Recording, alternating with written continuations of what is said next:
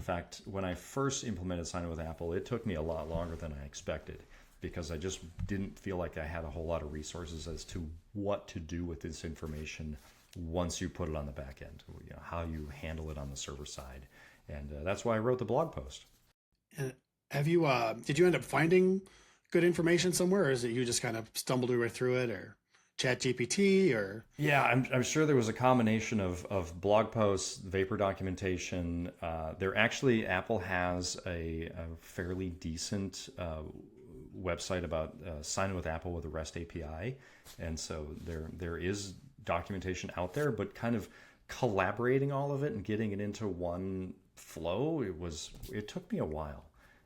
Well, I've looked at your blog post. I have not read all of it because it was just a couple days ago and I haven't had much chance. But you have a lot of detail there and a lot of code, a lot of, you had said somewhere here, oh, you better make sure you get this the first time because you're never going to get it again. And boy, I can imagine that could make testing hard if you have to keep creating a new ID for something, a new Apple ID to sign up as a new person. And it is hard. In fact, I think on my own device, I have my email is nil email because I didn't get it the first time, and you are not going to get it again. Thankfully, I know what my own email is, but right. But oh, yeah, right. it can be a gotcha if you didn't do something right and you got a whole bunch of users right away, and you will not get their emails if you didn't. I was just thinking about the email because you had said last episode that when we were at we had just come from the Swift, what's it called?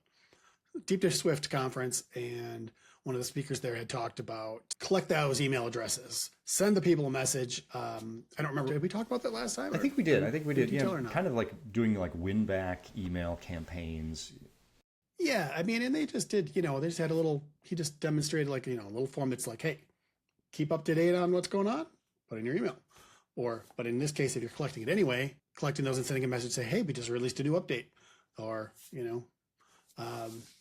that they do amount to something over time. And I made some notes about it, but one of the biggest notes that I made was the fact that you actually have to do some authorization, or you have to, there's some stuff you have to do on the App Store Connect side to say that you are going to be using these emails to market to your customers. Yeah, you can't just send emails because and what email are you sending them from? You had to do some registration and oh, right, there was something about that, right? And it prevents the evil aspect, just harvesting emails. Just harvesting, yeah. Yeah.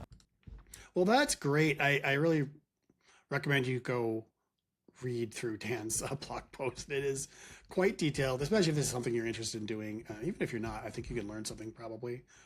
But